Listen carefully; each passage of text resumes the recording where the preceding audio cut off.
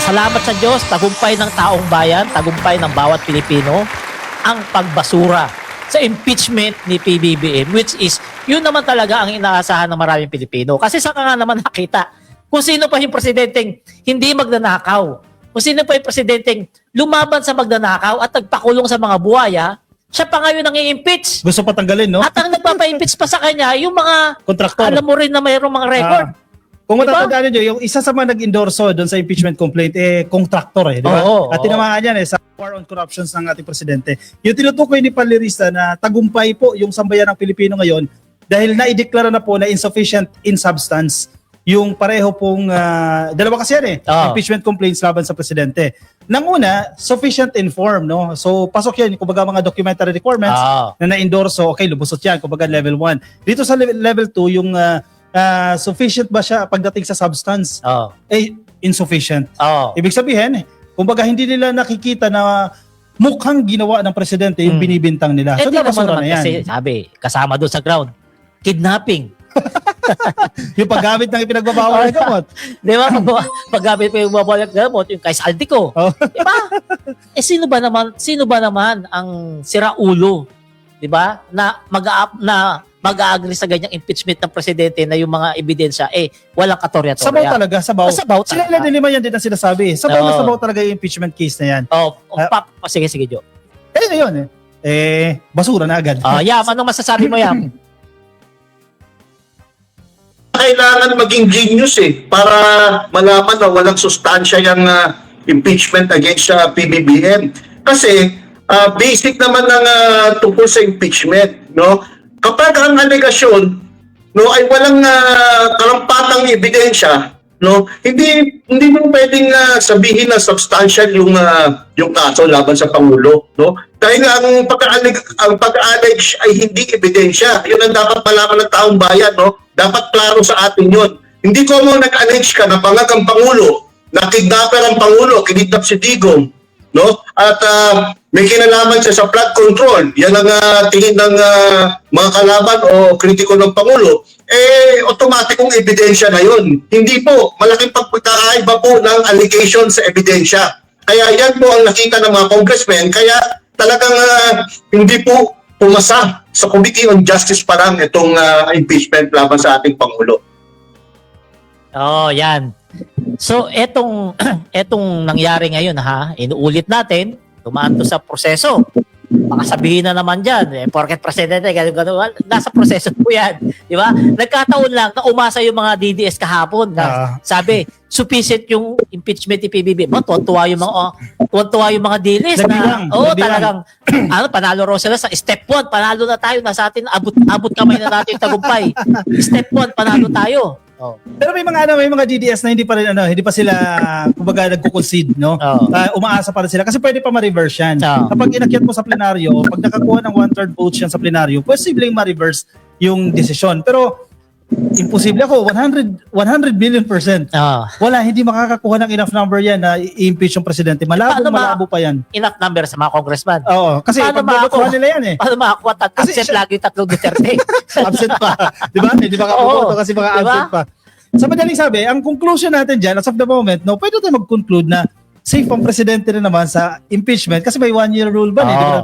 Pwede ulit sampahan Next year, syempre, mga EPAL, magsasampa na naman ng impeachment case yan. At yung grounds nila, pare-parehas na yan. Next year, malamya na yung mga nagpapabagsak kay PBBM. Next year, malamya na yan kasi 2027 na sabagay, ready, naghahanda na yung mga yan para magtatakbo-takbo sa kung ano-ano posisyon Ready na yan sa kampanya. Di ba? Ready na kaya hindi na asikasuhin yung pagpapabagsak kay PBBM. Ngayon yung huling chance nila. Pero sa tingin ko, malabo-malabo pa yan. Sa sabaw at sa piluka ng isang senador. 100% sure, hindi pa tatanggal ang presidente dahil sa impeachment. Pero ito problema ngayon, Kung tayo nagdidiwang na nabasura ng impeachment ni PBBM, etong si Pusit, si BP, nako, susunod na. Tagilid. Di ba? Tagilid kasi may dalawang nagsampa ng impeachment kay BP. At yung impeachment na yun, talagang substance. Kasi yung mga ebidensya ron, yun pa rin yung dati. At nadagdag, kung di ako nagkakamali, nadagdag pa yung mga statement ni Madriaga. Ayun ang pinag-iisipan kasi may existing na 6 na articles of impeachment, no? wala naman babaguhin dun eh. Wala. Verify lang nila yan eh. Kung madagdag pa yung statement ni Madriagas, magiging 7 na yan. So malamang sa malamang, mai-impeach si Sara Duterte at aakyat yan ng Senado. Oo. Diba? Magpo-proceed yan sa impeachment trial and hopefully ma-convict para Oo. tuluyan ng matanggal si Sara. Oh, sabi nga nakita ko nga sa mga post ng mga ano rin, bad trip sila, yung mga dilis kasi may nag-post, ina-expect nila February 6 pa magsasampa ng impeachment. May naka-ready na pala sila, yung mga kampo ng dilis. Magrarally sana. Hindi magsasampa ng impeachment house show para 1 year ban. Inaunahan sila. Akala kasi nila February 6 pa, which is ayun talaga alam natin kahit tayo di ba? Hindi kasi doon sa bagong desisyon ng Korte Suprema, doon nila na-determine yung bagong petsa. Oh, Kung kailan maglalap. ang maganda lang, yung mga impeachment ni Sara last year, yun pa rin yung ngayon. Kaya madali lang isampa. Di ba?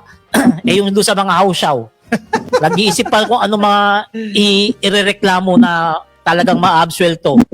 Napulilyaso sila. Correct. So yan, may gusto kang sabihin, sir? Oo, at gusto ko lang i-explain kung bakit nag-decide yung mga nag-file ng impeachment kay VP Sara ng February 2, i-file na. Kasi dahil sa bagong desisyon ng Supreme Court, yung naging initiation date ng impeachment ni Sara noong 2025 ay naging December. Kasi kung di ako nagkakamali, kung yung unang impeachment ay final ng December 5. So, within 10 days, kung hindi inaksyonan ng House yung unang na-file na impeachment complaint, no? Ang sabi ng Supreme Court, initiated na daw yun.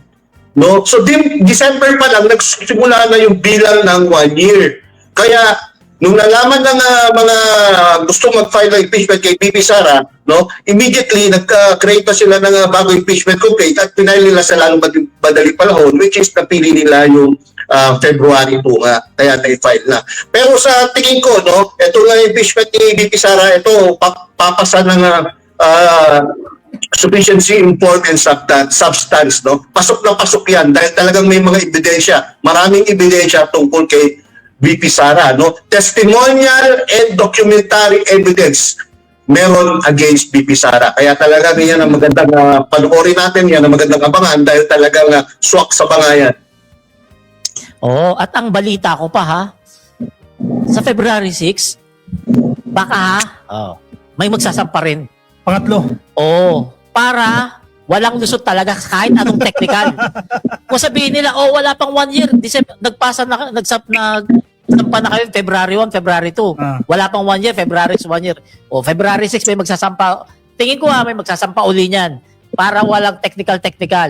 Para si Sara lusot talaga sa baka yan. Pero malabo na kasi ang tingin ko doon sa bagong desisyon ng Korte Suprema, mas naging malinaw. Kasi doon may mga existing na paniniwala tayo na ganyan yung proseso, no? Pero parang nabago kasi doon sa desisyon ng Korte Suprema. Pero ngayon mas malinaw na. Sa madaling sabi, mukhang malabo na madadaan na naman sa technicalities.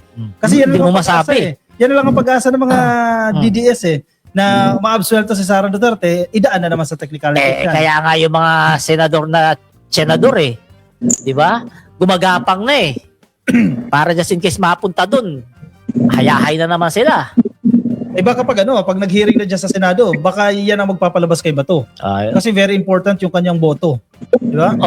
Kasi kung titignan natin yung timeline, baka ngayong February, ma-impeach na yan si Sara Duterte. Hindi, tingin ko, lalabas na talaga yan si Bato kasi wala nang sahod Wala pa. Wala pa, makapurado ka Kapag na-aprobahan nyo kayo, pero kanina ba topic yun? Babaya na natin. Babaya natin pag-usapan yung no pay ni Sandro Kasi kami rito, ramdam namin yan Kapag hindi kami pumasok, wala rin bayad. wala reviews. Tama, kasi pag hindi ka nag-content, wala ka talaga kikita. Hindi, gaya niyan. Hindi ka umattend ng podcast, wala kang views. Diba? Correct.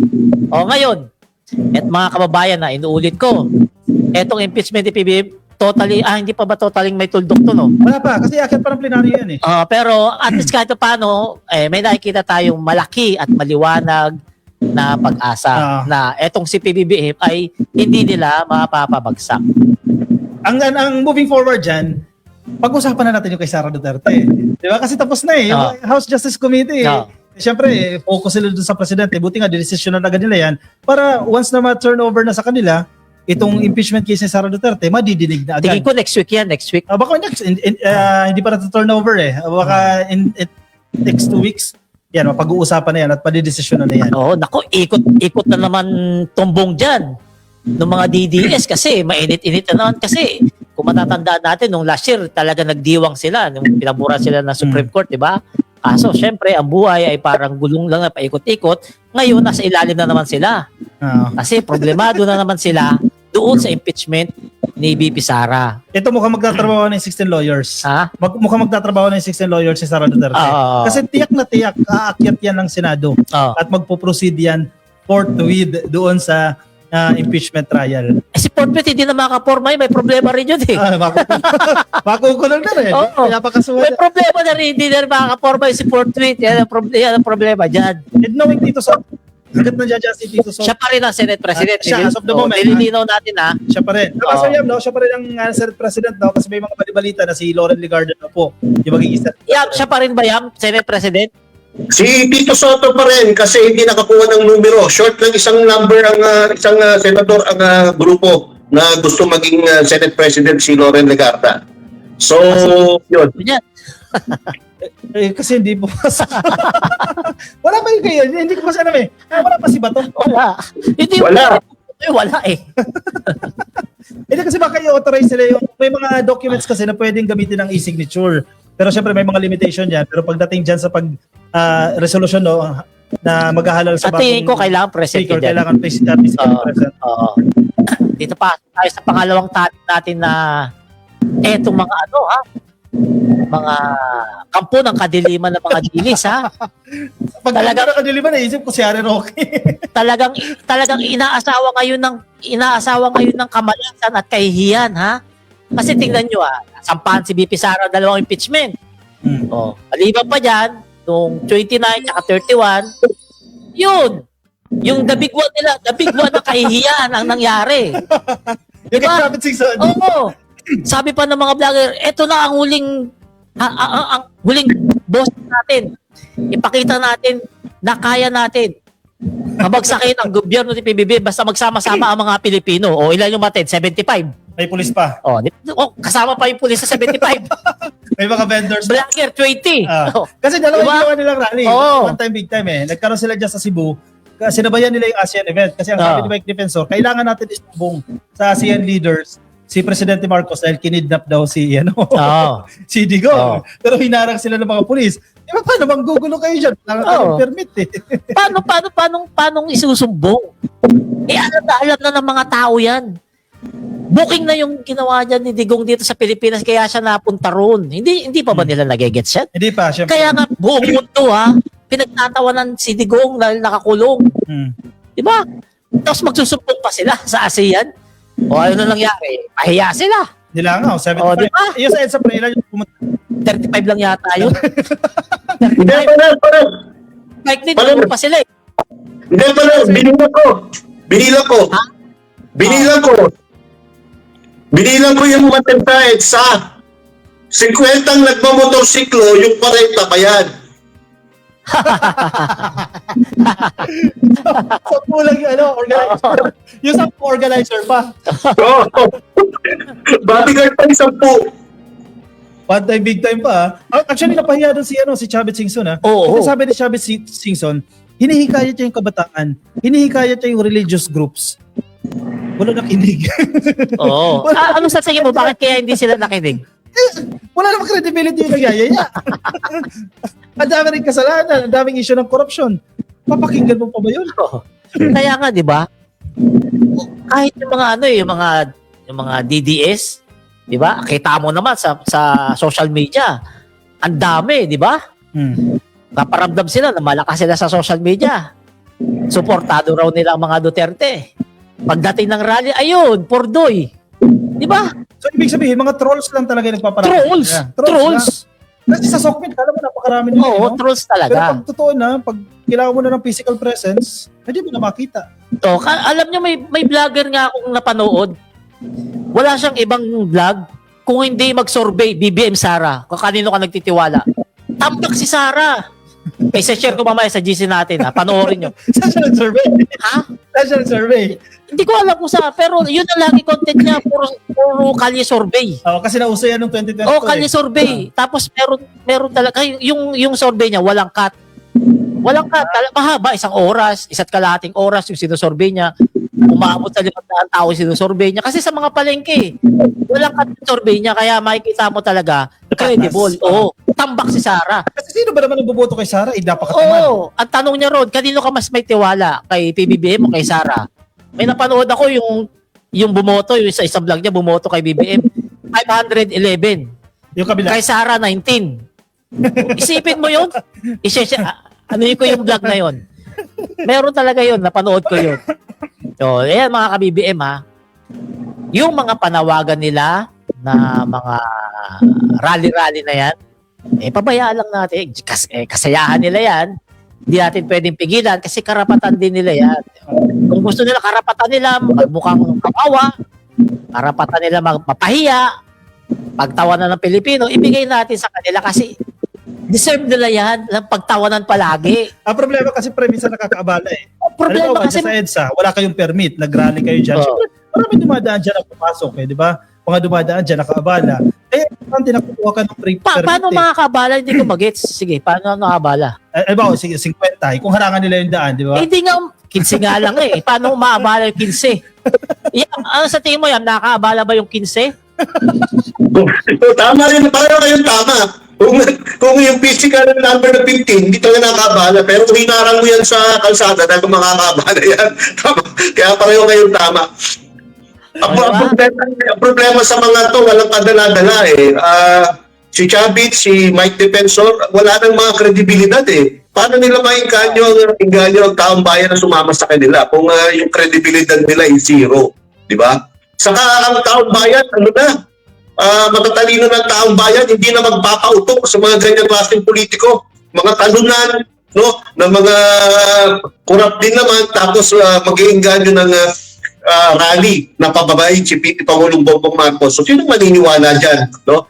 In the first place, ang taong bayan, ayaw nang maranasan uli ng mga nangyari noon na masyadong unstable ang ating politika. Papalit-palit, madalas magkakaroon ng kudita o mga pag-aaklas ng military. Kaya ang nangyari sa ekonomiya natin, bagsak, walang trabaho. No? Kaya mas lalo naghirap ang taong bayan. Kaya after more than 30 years, simula natanggal si Ferdinand Marcos Sr., no? Ganun pa rin tayo ngayon. Kaya hindi na magpapato ang taong bayan sa ngayon. You didn't describe ko rin Sir Yayam na mga kurap din naman ng mga politiko. Naiisip talaga si Chavit eh. Parang, pero yung tinutukoy mong vlogger, hindi ba yun yung butanding dyan sa Ilocos? Na nagpapakalat ng fake news. Pinutahan nyo yun, O yun yun. Ito na nga eh. Next topic natin to ngayon ha. Lex, play mo yung video habang nagsasalita ako. Yung video na pinapakalat kasi ni Tababoy. Yeah, Tababoy tawag ko dyan eh.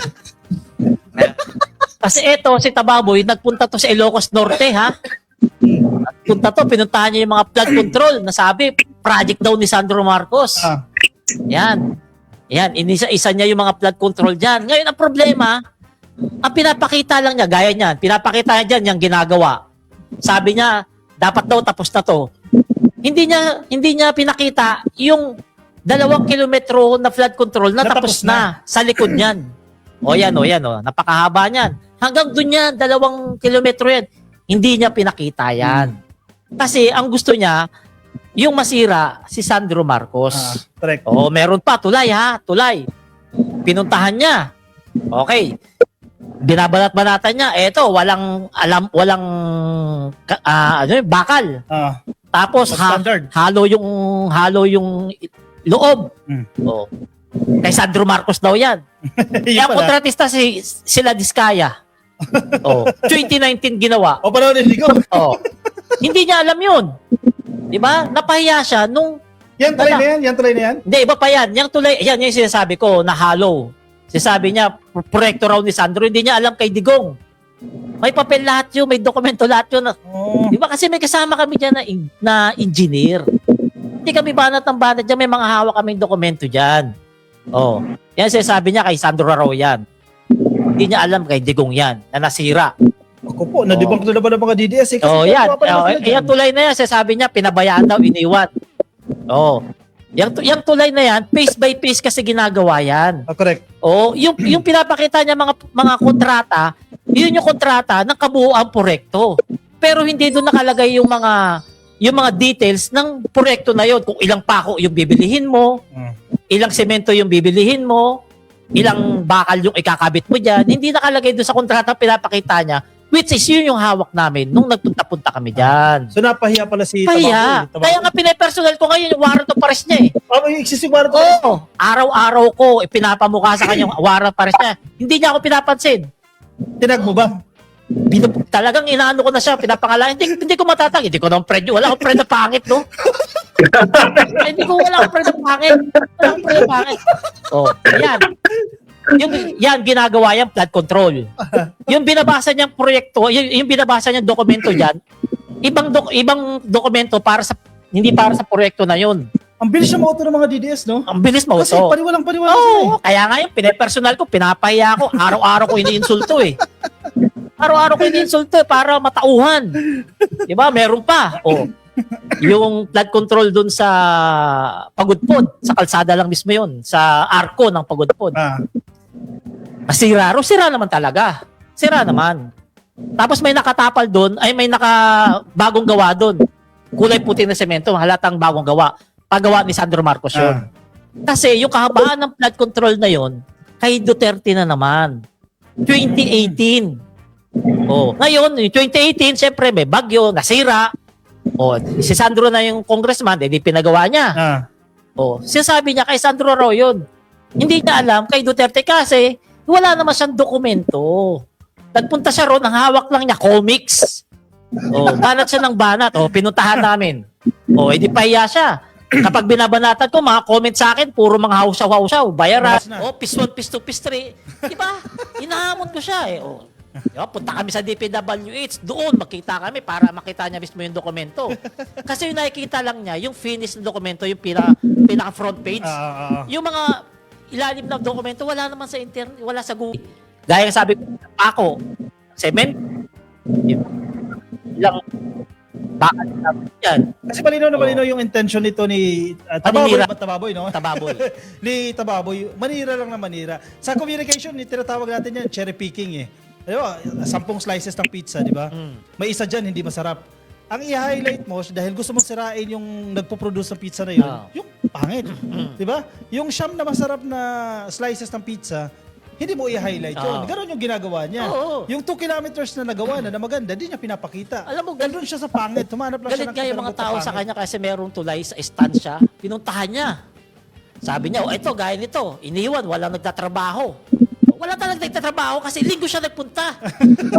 Day off ng mga tao. Diba? Pero sabi niya, walang proyekto ni Sandro to, walang nagtatrabaho. Sino magtatrabaho na linggo? At yung sinasabi niya na by phases, actually matagal kasi naging practice yan. Again, panahon pa ni Digong, na pinapractice na nila yan eh. Phase 1, Phase 2, Phase 3. Ang problema, dahil kulang sa pondo, hindi nagagawa yung Phase 2. Ang tendency, nagiging tenga yung projects. Ano nangyari? Yun ang ayaw ni Secretary Vince mangyari. Ano nangyari dun sa flyover sa Daraga? Yung pinuntahan namin. Okay. Phase 1, Phase 2 rin yun. Kay Duterte yun. Diskaya at saka kapatid ni Saldico yung contractor doon. Phase 1, Phase 2, ano nangyari? Tenga. Correct. Hindi niya sinisilip yun. Kasi tanga eh. Yung sa Quezon din, ganun din. Yung pinuntahan natin, di ba? Hindi niya matapos yung sinisilip. flyover. Di ba? Ngayon, pinipersonal ko siya nung warrant of arrest na may pangalan na pareho ng pangalan niya. Ang kaso ron, istapa. Ba't hindi niya pinapansin yun? Di ba? Correct. Ako alam ko na sagot doon. Hinihintay ko lang siya ipahiya yung sarili niya galing sa bunganga niya. Wala, hindi sa akin ubra yun. Yung Tababoy na yun. Hindi ubra sa akin yun. Pinepersonal ko para mapahiya eh. Yung comics daw na dala ni Tababoy Liwayway. Liwayway.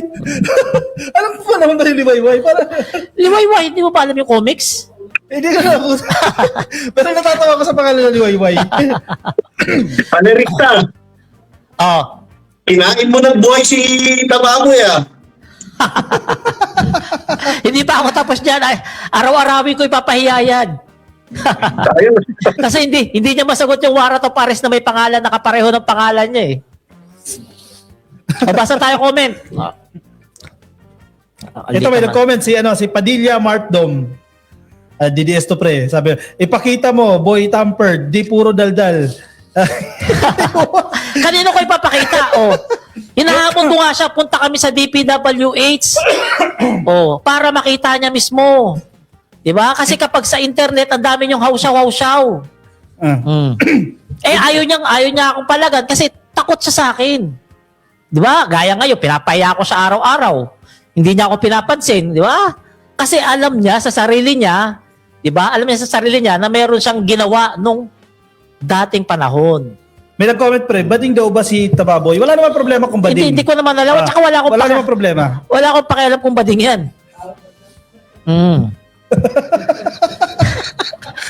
Pero grabe naman kung bading gano'y tsura, parang sinumpa na yun.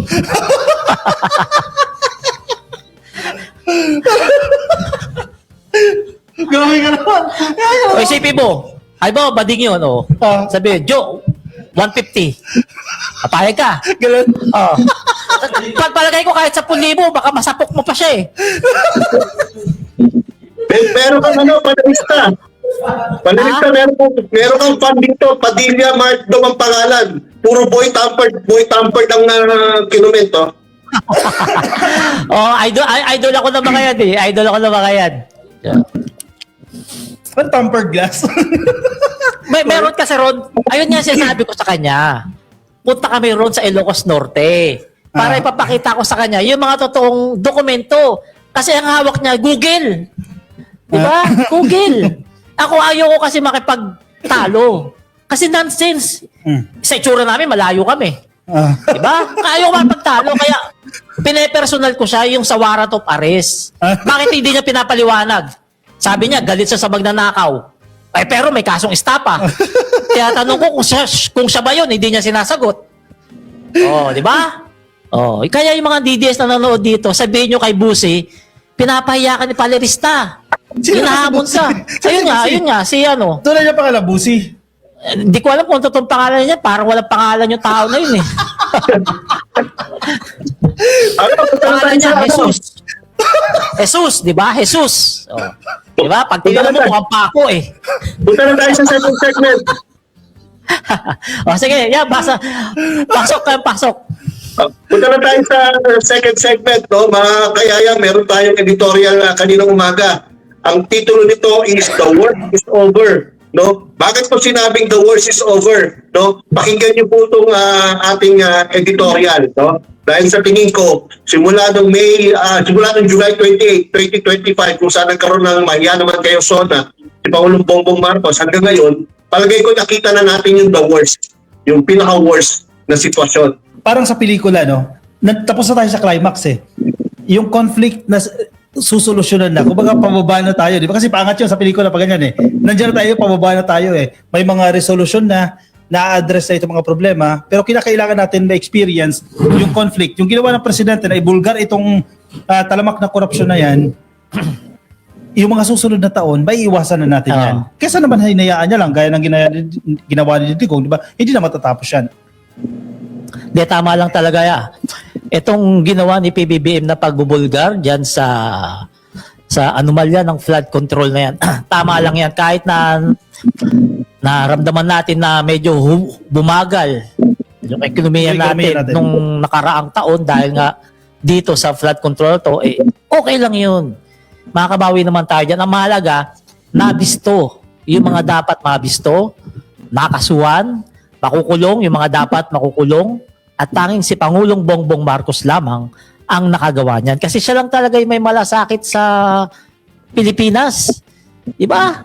Hindi siya natatakot kung anong mangyari sa kanya, kung anong mangyari sa administrasyon niyang masama na dulot netong pagbubulgar niya. Pero ang mahalaga sa kanya, yung Pilipino, malaman ang katotohanan na nangyari sa mga flood control na yan.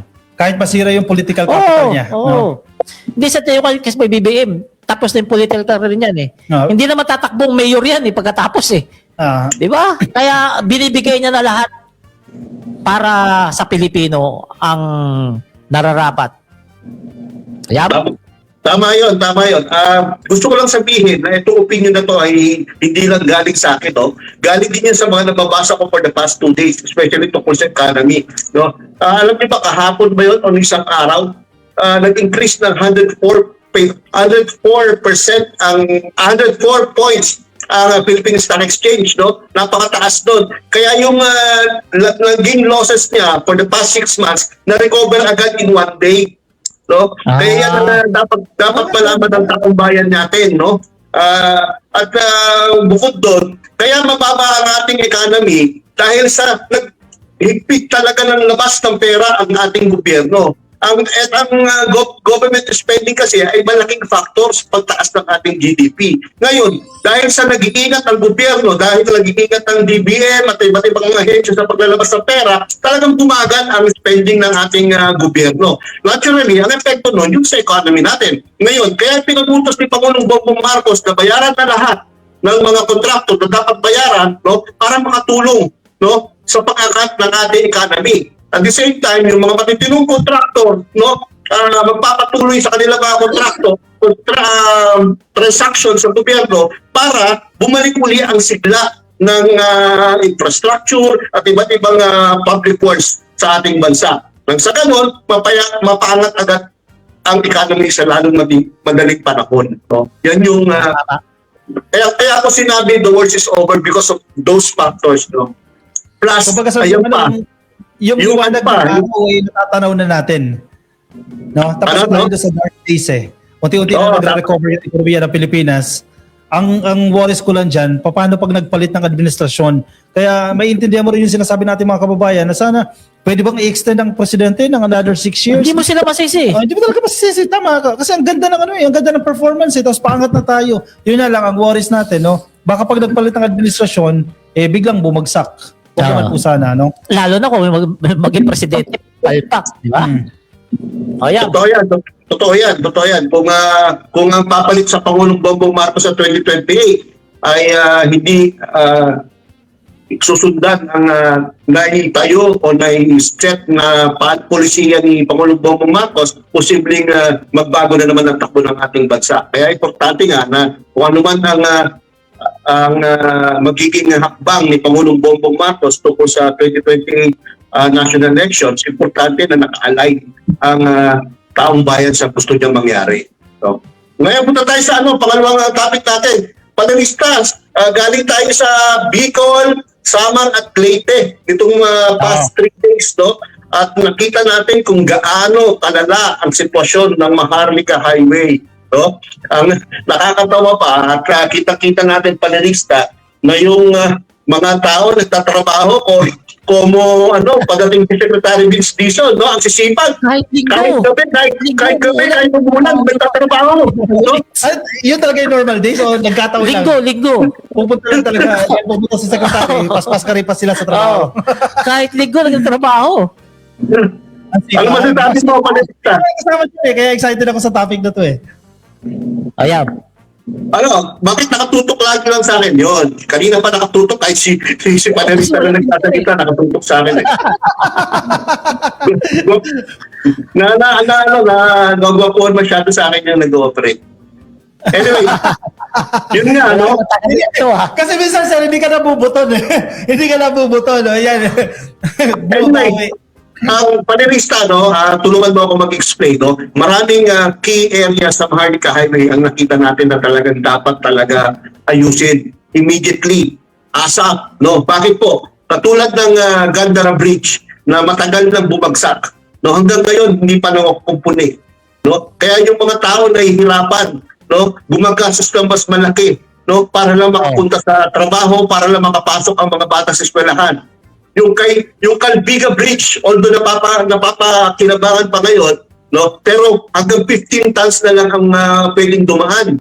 Kaya yung ibang malalaking truck na may dalang kargamento, mga produkto, binikot pa ng Eastern Samar. Nagka-travel pa ng 7 hours to 8 hours para lang madala ang kanilang mga produkto sa kanilang pupuntahan dahil hindi pwedeng dumaan ng Calbiga Bridge. Tapos yung isa pang nakita natin yung Calbayog bypass and diversion road. Kaya yan ang nakita natin na talagang biglang nagkaroon ng gumagawa, no? bulok na yun. Bulok na yung ibang mga mga bakal, no? At biglang merong bagong gumagawa, no? So yung halatang kung darating si Secretary Vince Dizon at kaya sila nagpapakita ng ginagawa doon. So akala naman nila hindi mapapansin ng DPWH main office yung kanilang style, no? Ano masabi mo, Valerista? Parang na gano'n di ba? Ayaw. Ayun, last time na yung first inspection sa Maharlika Highway, ayaw niya lang may mga tapal-tapal lang. Oo. At saka maganda dyan, yung sa Daraga, nabuhayan yung mga tao ron kasi alam nyo meron dong flyover na putol. Sikat na flyover yun eh. Napapalit tayo yun Yung ba yung nagiging jaggihan na lang? Hindi, iba yun. Yung Kalbayog yun. Yung Malabog yun. Valerista, malabog. Malabog na flyover. puro pa lang. O yan. Yan yun, O, di ba? Footing lang. Tinagtagpo pero hindi tinadhana. Hindi nga nagtagpo eh. Hindi nga nagtagpo eh. Nagkita lang. Panahon ni Digong yun. Ngayon, sabi ni Sec Vince tatapusin na raw yan sa panahon ni Yan PBBM. yung mga problema sa by phases sa projects, di ba? Kasi wala daw pondo. Paano ba tatapos yan? May pondo. Malamang sa lamang naubos na yun. Di ba? Diskaya at saka kapatid ni Saldico yung contractor dyan. Grabe, no? Kaya yung mga taga Bicol, lalo dyan sa Daraga, masayang-masaya. Nakita nila si Secretary Vince, hindi dahil sa gwapo. Dahil nakita sila na pag-asa na matatapos na etong flyover nila na nagiging tourist spot na rin sa Kahihiyan. Di ba? Papaselfie ka. May palpak na flood control. At saka yung doon sa may Samar ha, grabe, tama pala yung alamat. Na Samar ang pinakapangit na Maharlika. Grabe, alam mo yung bus namin doon? Yung dumaan doon sa pinakalubak-lubak. Sang lugar yung Lex na pinakalubak-lubak? Binabak daw? O yun. Santa Rita. O yun. Dumaan yung bus namin doon. Grabe, ang bagal. Hindi ka pwede magmabilis kasi baka pumutok yung airbag. Grabe, no? Oo, kasi baka ma-detect ng airbag na parang may collision kasi sobrang ganun nga yung bus namin nun eh. Kaya natagtag mismo baka umano yung airbag. Aksidente. Para ganun. O yun nga, baka biglang lumabas yung airbag. At saka grabe talaga, grabing lubak. Grabe, hindi lang yung semento, hindi lang yung espalto na nasira. Talagang wala ka na makikita semento, wala ka na makikita espalto. Lupa na lang na may dimple-dimple ang makikita mo doon sa lugar na yun. Grabe. Buti na lamang talaga at nadaanan talaga ni Sec Vince. Nakita niya, na-experience niya yung hirap ng kalbaryo ng mga kababayan natin dyan sa Samar. Mas patindi pa pala yung unang inspection sa Quezon tsaka sa Walang panama yun. Wala pa yun. Walang panama yun.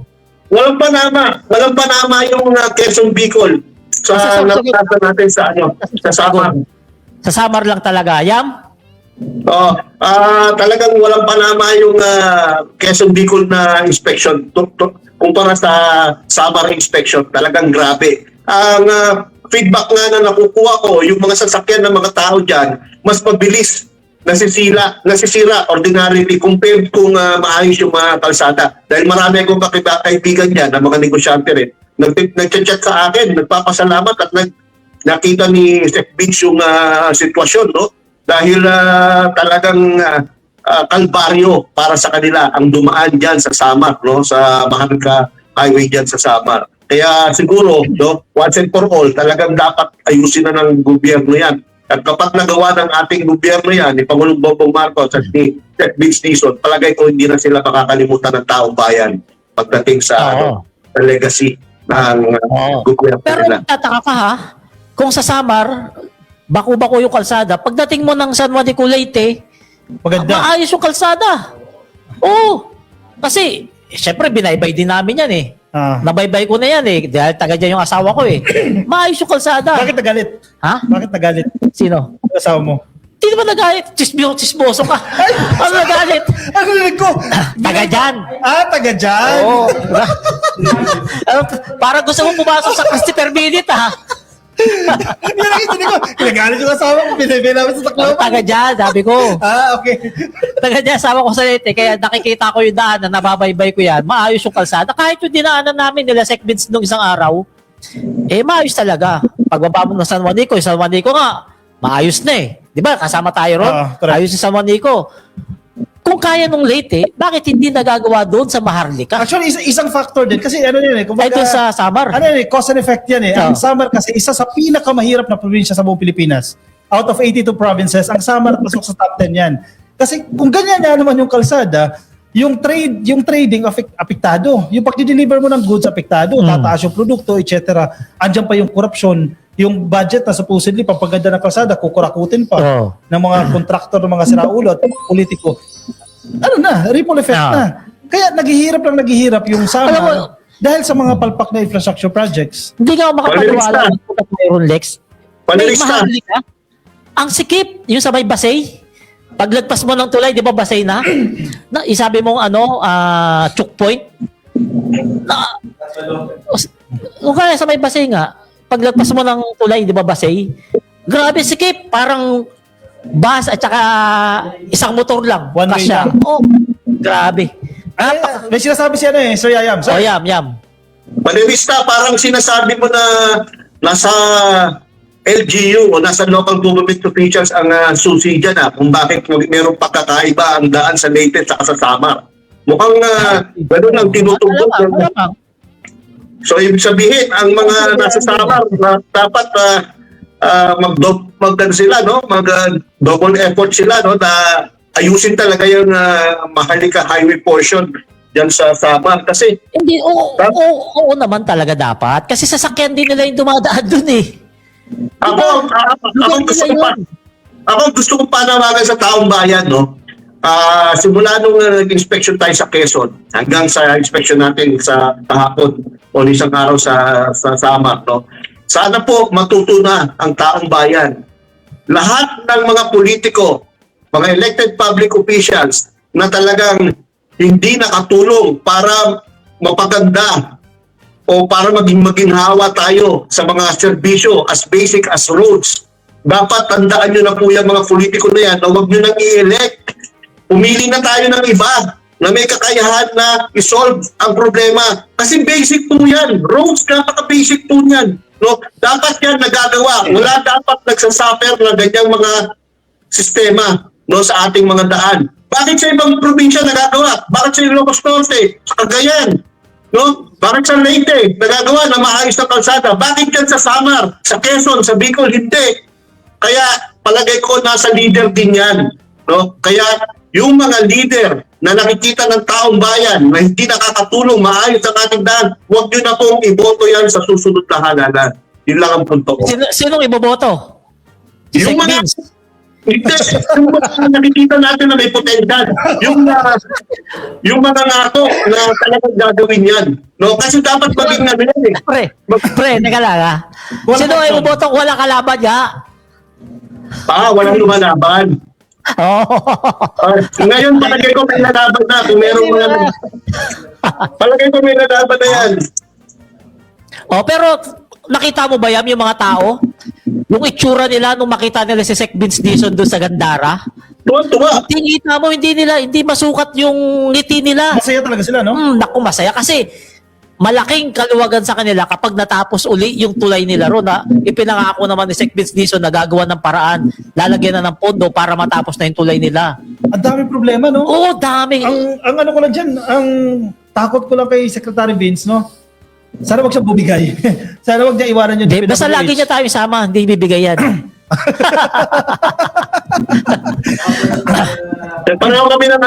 Pareho kami ng Waristic Coffee. Pareho kami ng Waristic Coffee na baka hindi masunod o matupad ni Sec Vince Dizon ng kanyang mga naipangako. Kasi talagang pondo talagang kailangan. Napakalaking pondo. At ang dami talagang problema, no, ng Maharlika Highway. So sana lang, magawa talaga ng paraan. Alam mo yung naawa ko ron sa ano eh, sa kapitan, doon sa Gandara, Ay, oo. habang kausap si Sec Vince.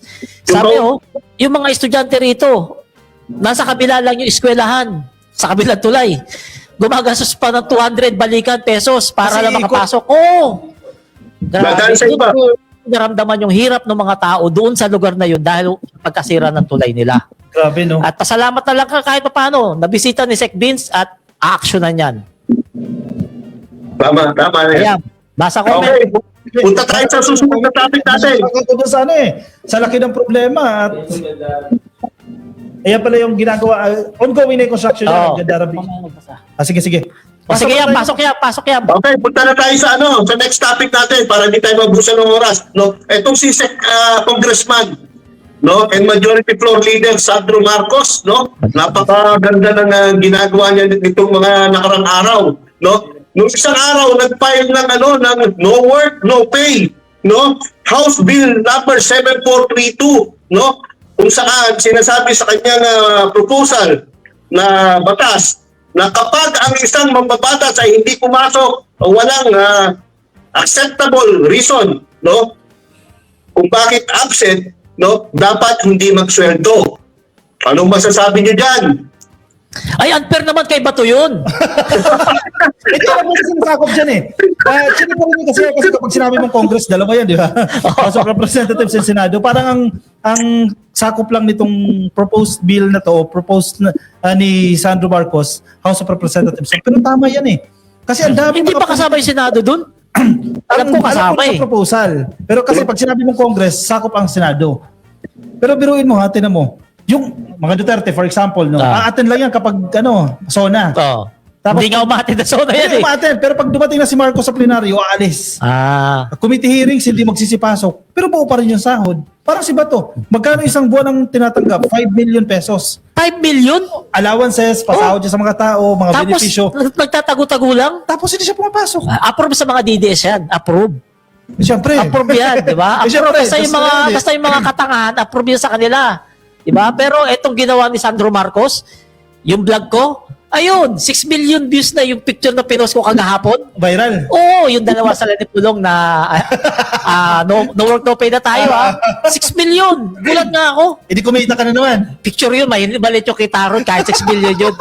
Pero ang ron, ibig sabihin doon, pabor yung mga tao doon sa no work, no pay sa mga congressman. Kasi syempre nga naman, yung mga ordinaryong Pilipino na mga minimum yung sahod, magkano ba minimum ngayon? 800? 700 something. 700, oh. Kapag hindi pumasok yan, yung 700, yun mawawala sa kanila. Correct. Pangkain na nila yun, pang matrikula na, pambaon na ng mga anak nila. Sa isang araw na hindi sila pumasok, mawawala yun. Pero sa mga kongresista, nabihira lang pumasok. Pa-travel-travel lang, may sahod. Di ba? Unfair naman talaga yun. Kaya itong si Sandro Marcos, ramdam niya talaga yung puso ng taong bayan. Kumbaga si Congressman Sandro Marcos, yung sapatos niya, nilalagay niya sa sapatos ng mga mahihirap ordinaryong Pilipino, nilalagay niya Kahit na mayaman siya, pero alam niya, ramdam niya kung ano yung epekto ng no work, no pay. Kung sa mga mahihirap, no work, no pay, ganun din dapat sa kanila mga kongresista. At yan ang ginagawa niya. Malabang yung ilang mababatas yan, hindi na tatakbo. Kasi una, natanggal na yung mga korupsyon nila sana Oo. Sa mga flood control, Wala sa mga na. projects Tapos ito pa, pala-absent pa. Oo. Yung iba dyan pag nagbukas lang ng Congress doon lang papasok Tapos kung magsasara ng Congress, doon lang papasok. Kapal na mukha, no? Kapal talaga ng mukha. Grabe. Sobrang kapal ng mukha. Kaya comment nyo nga dyan mga kababayan dyan sa comment section pabor ba kayo sa ginawa ni Sandro Marcos na no work, no pay ang mga congressman o dapat hindi kasi nakakahiya naman sa kanila? Ako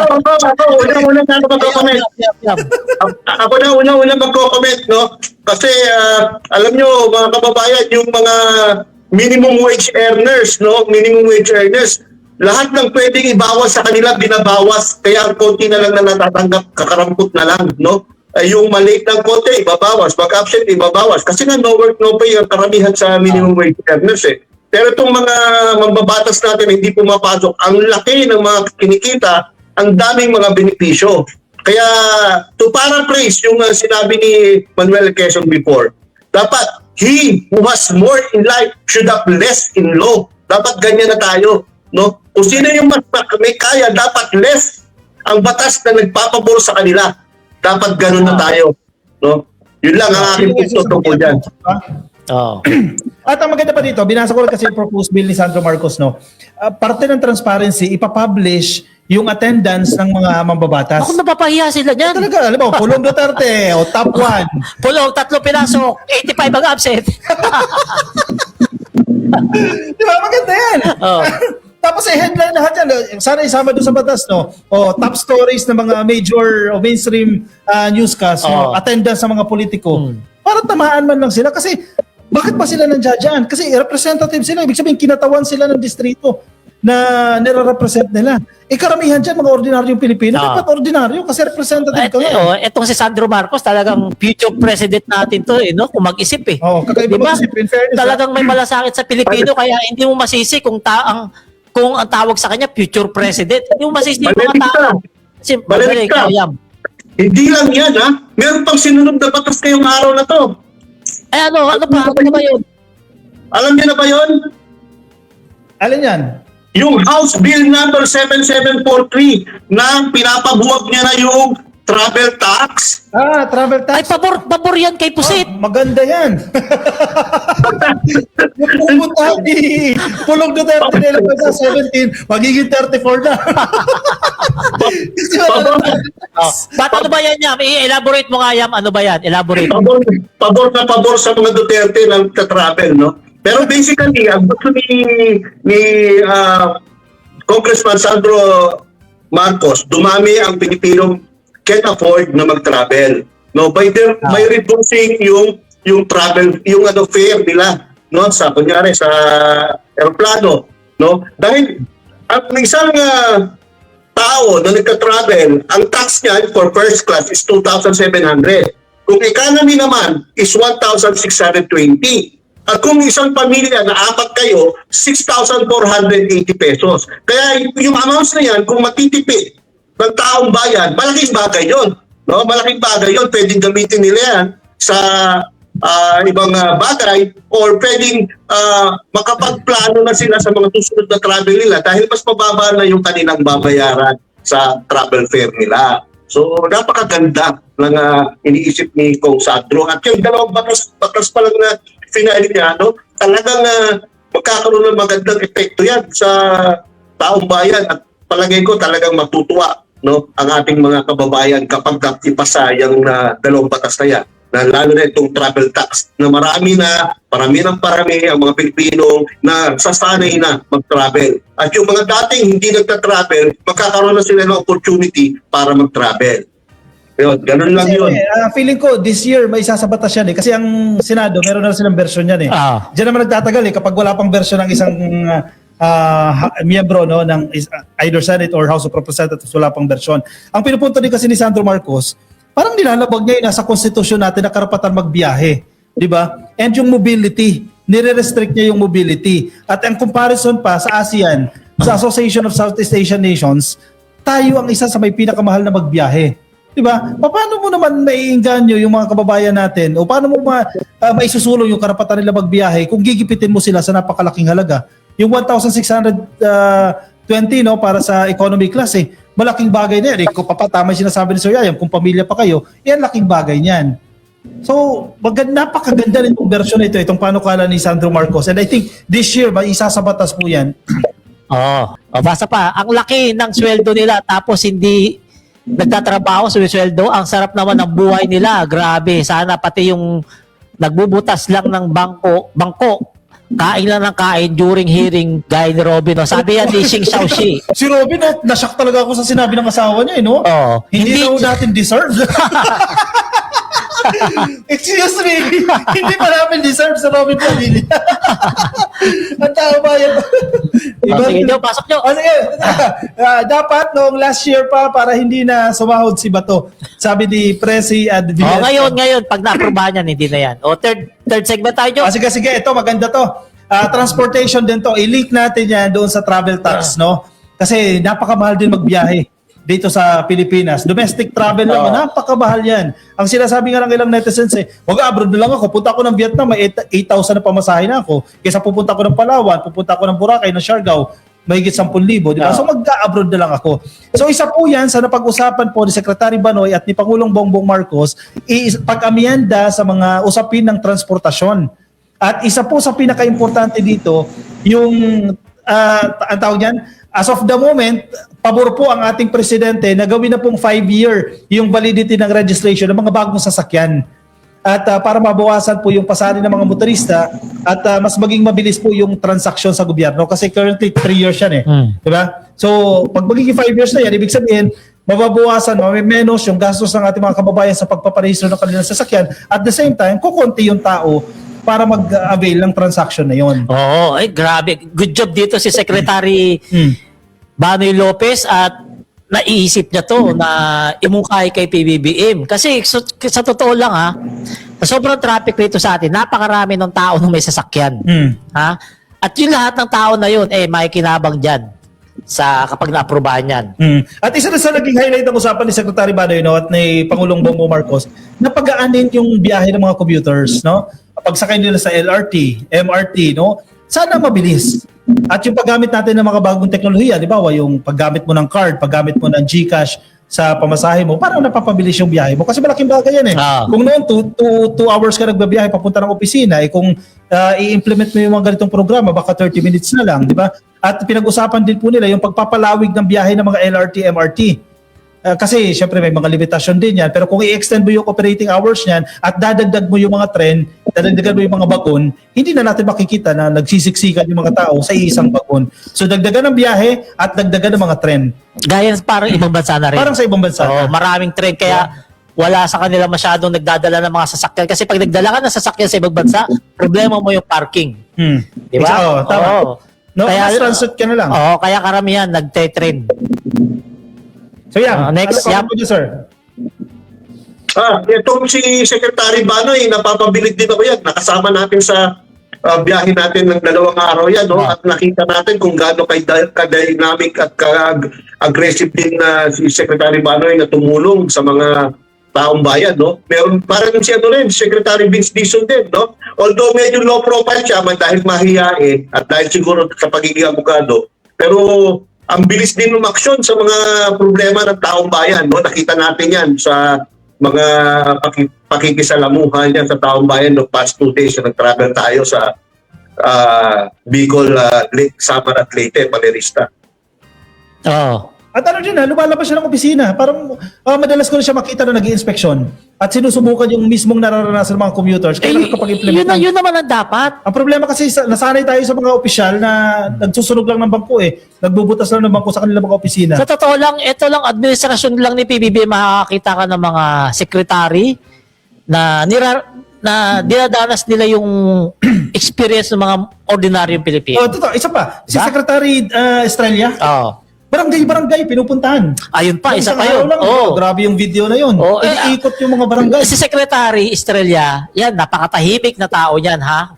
Pero kalug po yan, ha? At maliban sa kalug, maraming natutulungan yan ng mga Pilipino, lalong-lalo ng mga magsasaka. Doon lang sa Nueva Ecija, natulungan niya yung mga magsasaka makuha nila yung lupa nila. O yung 15 years na kaso? Oo. Biruin mo, may desisyon ng korte. Ang Supreme Court na dapat ginagamit na magsasaka yung lupain na yan. Ang problema, yung may mga goons, yung dating nagmamay-ari daw ng lupa na yan. So hindi ba occupy ng mga magsasaka natin? Pero after 15 years, President Marcos, si Secretary Estrella, ngayon, naibigay na nila yan sa mga magsasaka. Ang husay, no? Kasi gusto nila, quote ko lang pre, ang sinasabi ni Sec Estrella, gusto naming ilapit ang gobyerno sa tao, hindi tao ang lalapit sa gobyerno. Yun ang magandang sinabi niya. Diba? Pang reels mo na, naunahan mo ko ron.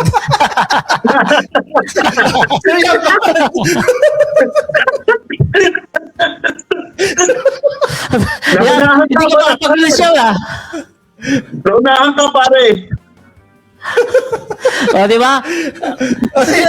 Sige. Sige, baka may sasabihin ka. Hindi, naunahan mo na ako Ako nag-open ng topic na yun Ikaw kumuha ng reels Kasi, doon tayo sa isa na pag-usapan po ni Sec Banoy at ni Pangulong Bongbong Marcos, itong North-South Commuter Railway na partial operations na po mula Valenzuela hanggang Malolos next year sa 2027. At yung Malolos hanggang Clark, bago po matapos yung kanyang administrasyon, ibig sabihin sa 2028, magagamit na po natin itong North-South Commuter Railway. So, ibig sabihin, kapag nasa Valenzuela ako, pupunta ako sa Clark, pwede na lang ako mag-trend. By 2028, pwede na. Oo. By 2027, bago matapos yung administrasyon ni PBBM. pwede ka na, magte-trend ka na. Grabe. Laking luwag na naman sa mga tao yan dyan sa dadaanan yan. Correct. Tapos kung ikaw yung taga-ano pa, halimbawa taga-recto ka, diba? Sakay ka ng MRT, O ang LRT. LRT ba tawag dyan? LRT. Yung dada sa Commonwealth? Oo. O palapit ka na sa Valenzuela. Oh, ganun. So, ang laki ng tipid mo. Di ba? Kasi ang pinaka-ideal dyan, i-connect eh. May subway pa tayo. Once naging operational na yung subway, i-connect na yan. Hanggang diretso na Ay, yan ang maganda sa airport. Di ba? Oo, yung pinakamaganda sa airport, may subway na. Lugi yung mga taxi na nananagla. Ay, dapat naman talaga. Alam mo, unti-unti, parang nagiging Singapore na yung Pilipinas dahil kay PBBM. Akala ko Davao. Saka na, Davao. Number 1 sa traffic, Davao. So, nagre-reels ako eh. Ah, thank you. Sa panahon ni PBBM, ha? Parang nagiging Singapore na, mala Singapore na ang Pilipinas. Kasi tingnan mo, sa Singapore, yung train nila ron, dugtong-dugtong. Kung pupunta ka sa isang probinsya, isang train lang sasakyan mo, lipat ka sa isang probinsya. Ganun na rin mangyayari rito sa atin kung taga Manila ka, o taga Makati ka. O, sakay ka lang LRT, baba ka sa Monumento, sakay ka sa Valenzuela, papunta ng Clark. Di ba? Walang pinagkaiba. Kaya ngayon lang tayo nakakaranas ng ganyan. Si PBBM lang, ginagawa tayong Singapore. Di ba? Idagdag mo pa yung, ang ganda lang ng mo. Idagdag mo pa yung busway. Oo. Ang laking bagay ng busway na yan. Wala ka ng traffic, no? Ang pinaka-objective naman kasi nito, ang number one instruction ng presidente, maging commuter-focused yung transport policy natin. Ano mang policies ang gagawin, dapat makikinabang yung commuters. Hindi car-centric. Kasi may mga proposal na yon na yung bus lane natin, buksan sa pribadong sasakyan. Against po yan doon sa direktor ng presidente na hindi dapat car-centric, kailangan commuter-centric yung ating policy. May dadagdag lang ako. Panapista, no? At itong 2026 budget natin, no, talagang sinadya ng Pangulong Bongbong Marcos na talagang ang mag-benefit ang taong bayan. Talagang nag-i-invest sa taong bayan. At alam nyo, may nakapuna ng mga foreign experts or foreign economic experts, no, na nakapuna niyan. Maganda daw itong ginawa na ang budget natin ay mapunta talaga sa benepisyo ng mga tao. Katulad din yung sinasabi ni Kapopi, no?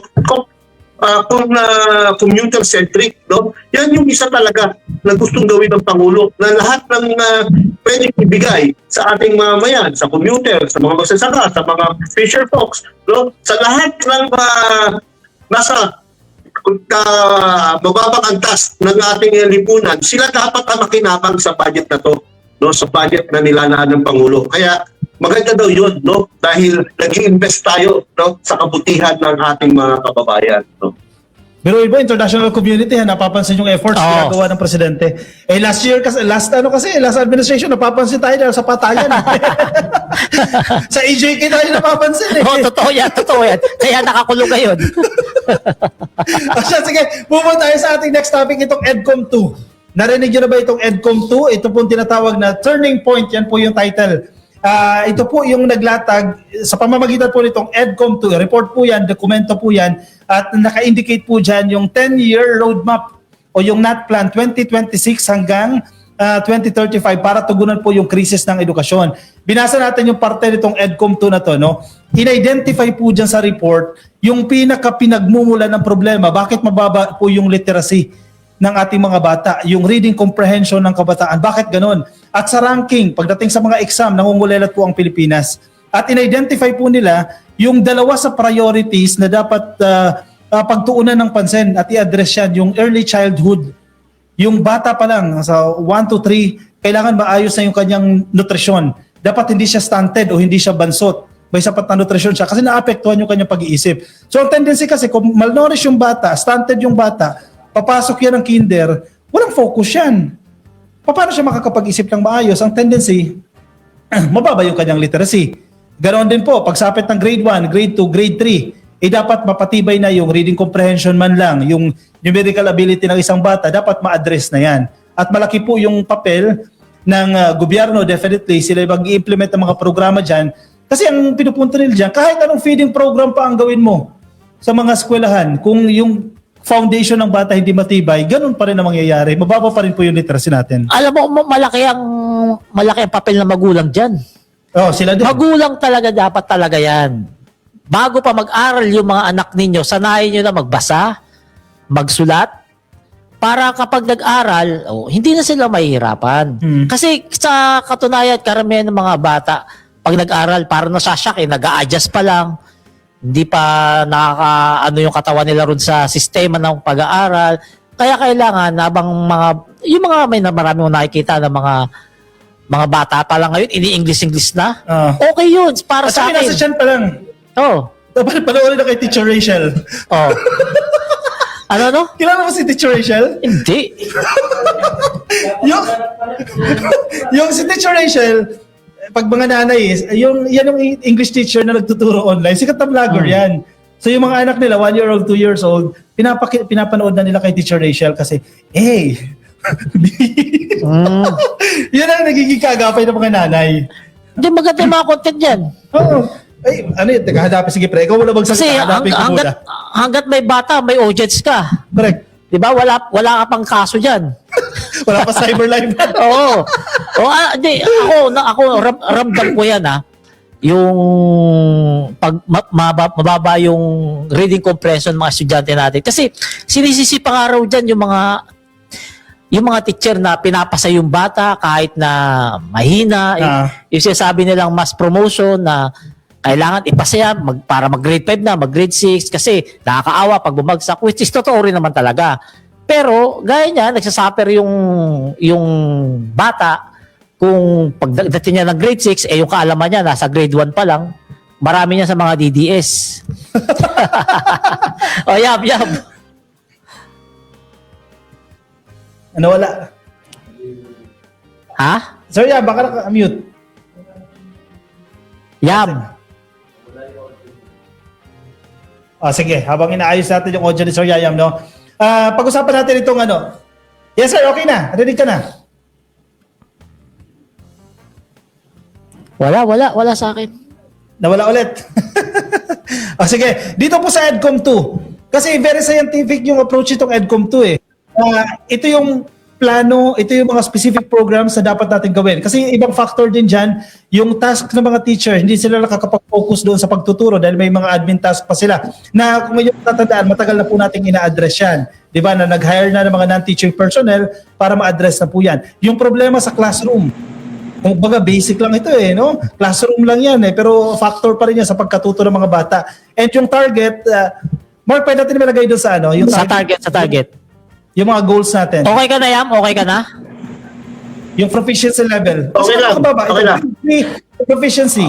Sige, Yam. Sige, ikaw muna, sir. Ang napapansin ko lang, no,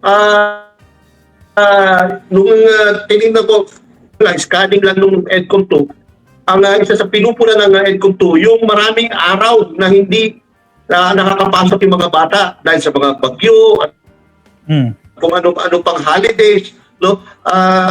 Siguro, nakalimutan ko na yung exact figure kung ilang araw sa taon na nagkakaroon ng walang klase ang mga bata. Malaking factor yun, kaya medyo hindi nagtuturuan ng maayos sa mga bata. Bukod doon, no, yung sa tingin ko, kulang sa training ang ating mga teachers. Ang layo ng mga teachers natin noon panahon namin, panahon ni Panerista, ang layo ng galing ng mga teachers noon sa mga teachers ngayon. Ha? Agree. Hindi, sa totoo lang yung mga teacher dati, grabe terror. Ngayon, parang wala ka na makitang terror kasi nararapi tulpo eh. Pero alam nyo, ito totoo to. Hindi naman sa pangano sa mga teachers ngayon. Hindi ko rin naman nilalakas. Marami akong nakikitang teachers na English teacher pero hindi makapag-construct na maayos na sentence. English teacher pero mali-mali ang spelling. No? So, paano makakapagturo ng maayos yan sa mga bata kung sila mismo ay hindi qualified magturo? Kaya importante talaga matrain ang mga teachers, no? At may screen talaga kung qualified talaga sila na magturo ng mga bata. Kasi especially doon sa mga lower grades, no? Yung mga nag-start sa 6 years old, 7 years old na nag-aaral, diyan importante na ma-inculcate, no? Yung mga tamang attitude, tamang pag-iisip sa mga bata na yan kasi very absorptive yung kanilang isip. No, dapat pa lang sa mga level na yan, lalo sa mga bata, no? Maraming silang matutunan at hindi ang matutunan nila ay mapunta sa kantin o kaya maging masaya kapag walang pasok o kaya manood sa kanilang mga cellphone. Online lang. Nasa magulang talaga rin yan, sa magulang. Factor din magulang. Sa Kasi magulang. support yun eh. Support yung magulang. Ang problema, busy sa tong it. busy ka babash kay PBBM. Dilis. Oh.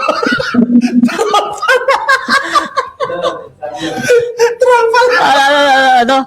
Correct, Idol Palerisa, dapat ibalik sa nursery ang DD list para mag-level up.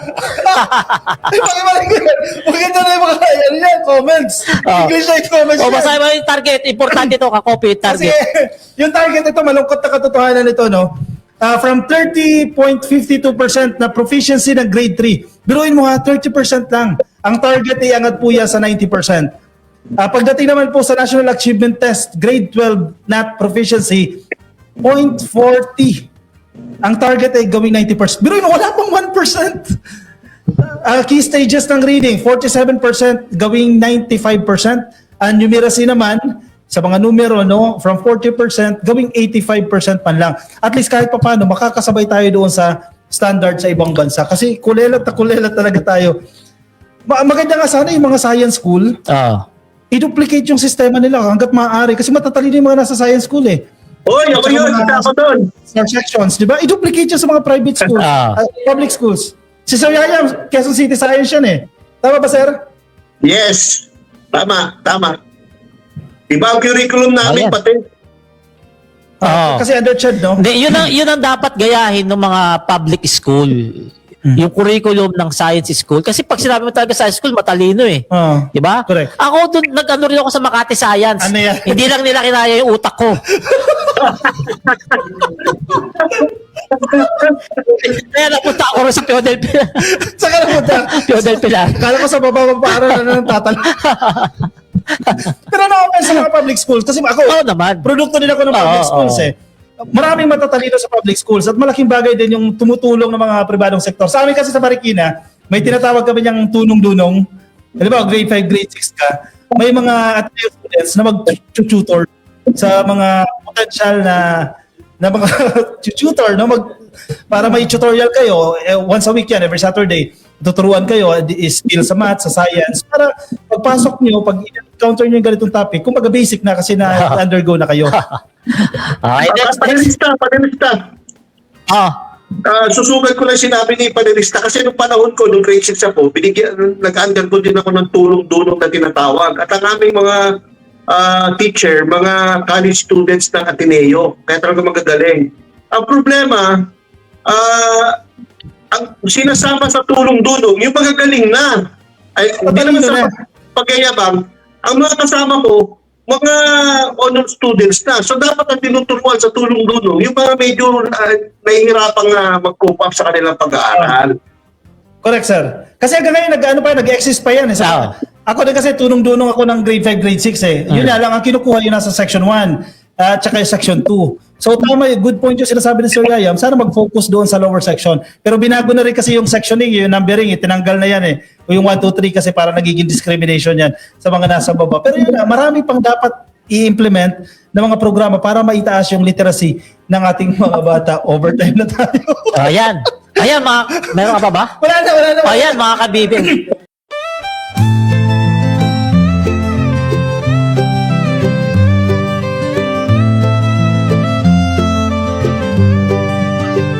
Sa bawat pagsikat ng araw, ikaw ay nandyan. Tinig mong matatag, sa amin ay gabay. Pag-asa ng bayan, pangakong totoo. BBM, isa kang totoong tao. Sa mahirap at api, ika'y sumusuporta. Tapat mong paglilingkod, lahat kami nakakita sa iyong pamumuno. Bayan ay umaangat, bagong Pilipinas, pangarap ay tapat. Ikaw ang aming BBM, Pangulong matapat. Sa puso ng masa, inaangat ating watawan. Sa hirap at ginhawa, ika'y kasama. Pilipinas ay papangon, dahil ikaw ang pag-asa.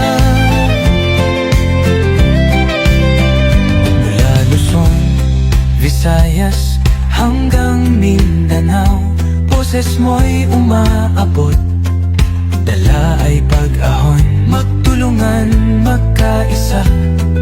Sabi mo sa lahat, para sa bayan, ikaw ang aming alamat.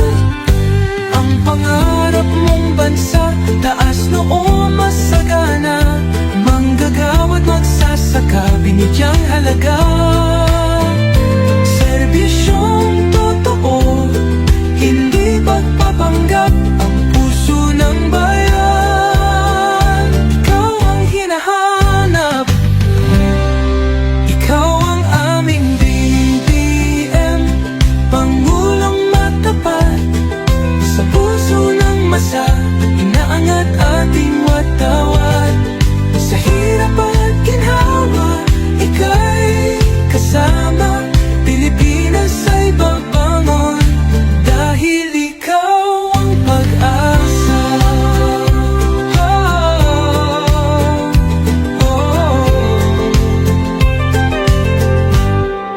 Ikaw ang aming BBM, Pangulong matapat, sa puso ng masa, inaangat ating wat